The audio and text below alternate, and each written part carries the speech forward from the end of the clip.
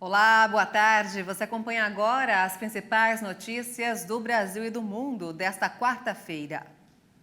Eu começo essa edição com as manchetes dos sites dos principais jornais do país. Folha de São Paulo, taxa extra da conta de luz vai subir até 64%. Segundo a ANEEL, a alta reflete inflação e maior custo com térmicas. E agora o Estadão, CPI da Petrobras já tem 126 assinaturas das 171 necessárias. O presidente da Câmara, Arthur Lira, já chegou a sinalizar que é favorável às investigações. Valor econômico, Bitcoin sobe, mas analistas alertam para incertezas no curto prazo. A recuperação se dá depois da forte queda da semana passada, quando a criptomoeda chegou a recuar até 17 mil dólares. E por fim, o Globo, vacinas para a Covid-19. Fiocruz e Sabin avaliam a eficácia de fracionar as doses de reforço. A pesquisa quer descobrir se doses menores podem oferecer a mesma resposta imunológica com menos efeitos colaterais.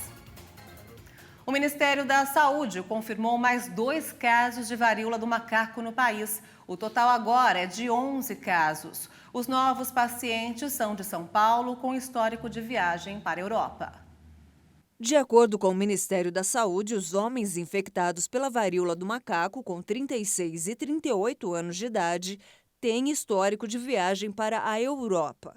Os pacientes que residem em São Paulo estão estáveis, sem complicações e são monitorados pelas secretarias de saúde do estado e município.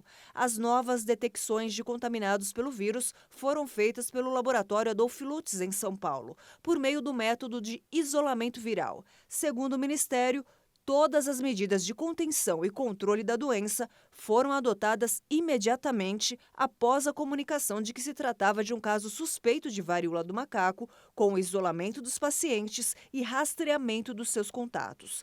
No momento, o Brasil registra 11 casos confirmados, sendo 7 em São Paulo, 2 no Rio Grande do Sul e 2 no Rio de Janeiro. Mais 10 casos suspeitos permanecem em investigação. 2 dos casos já confirmados receberam alta e os outros seguem em monitoramento e isolados.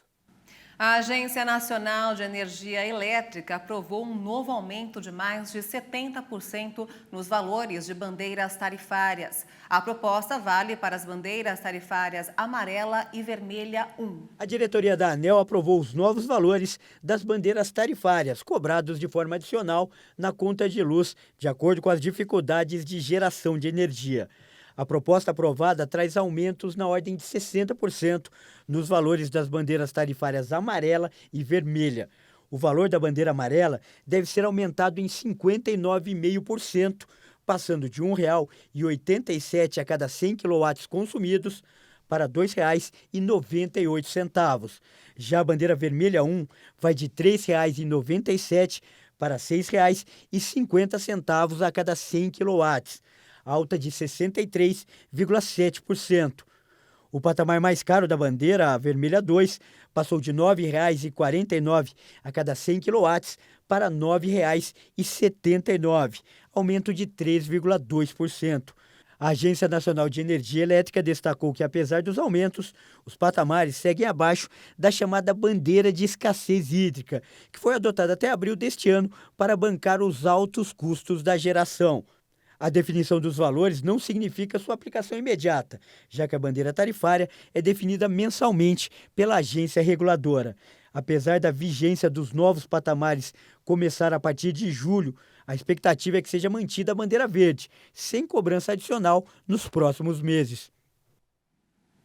Um relatório do Instituto de Estudos Econômicos Resolution Foundation divulgou hoje alerta que a economia britânica vai levar muitos anos para se ajustar totalmente às consequências do Brexit.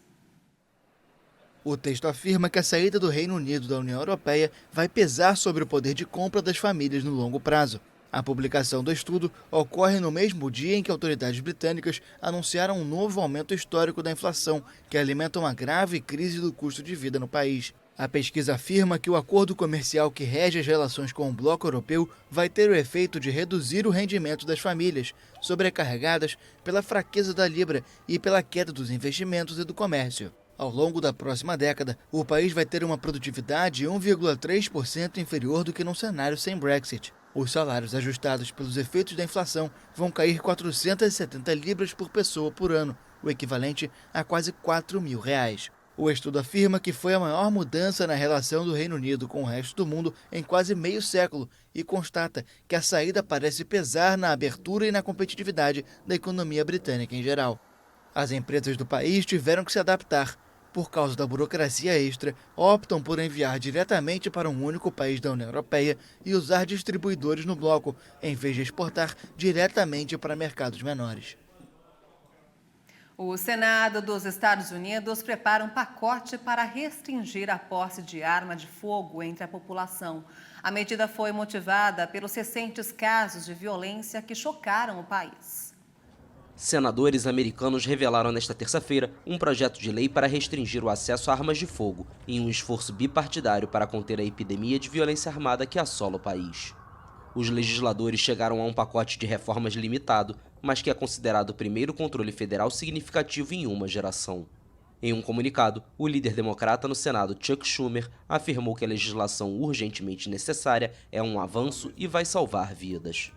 Os senadores se mostraram confiantes de que o texto vai receber apoio suficiente entre os colegas para chegar às mãos do presidente Joe Biden já na próxima semana. Os congressistas se viram pressionados nas últimas semanas após 2 crimes chocarem o país em maio: o assassinato de 19 crianças em uma escola no Texas e de 10 afro-americanos em um supermercado no estado de Nova York. A última lei federal de controle de armas foi aprovada em 1994 e proibiu a fabricação para uso civil de fuzis e câmaras de alta capacidade. Mas expirou uma década depois, sem que novas reformas passassem, apesar do aumento do número médio de tiroteios diários, que este ano chega a 11, de acordo com o Gun Violence Archive. O grupo bipartidário de senadores já havia concordado em 12 de junho pelo aumento das verificações de antecedentes para compradores de armas com menos de 21 anos e mais recursos para programas de saúde mental e segurança escolar. Um avião de passageiros pegou fogo ao pousar em Miami na noite de ontem. De acordo com as autoridades, o incêndio ocorreu na chegada ao aeroporto americano devido a um problema no trem de pouso.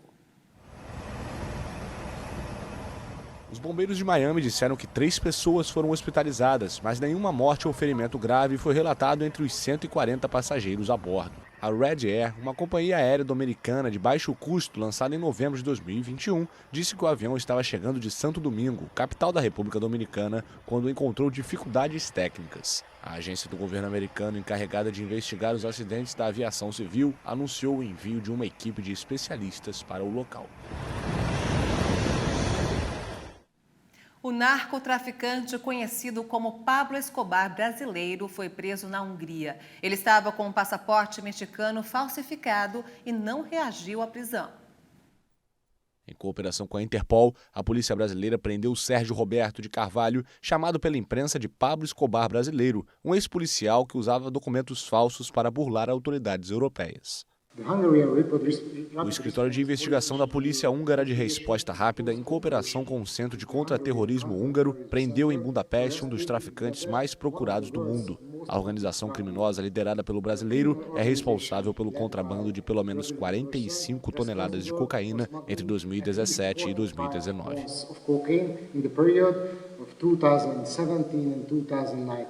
Ele chegou a ser detido na Espanha com uma identidade falsa, mas respondeu em liberdade depois de pagar fiança. Em 2020, simulou a própria morte por Covid-19 com um certificado falso para se liberar da justiça. A ordem de prisão cumprida tinha sido emitida há 2 anos no âmbito da Operação Enterprise, que permitiu a apreensão de mais de 500 milhões de reais da organização.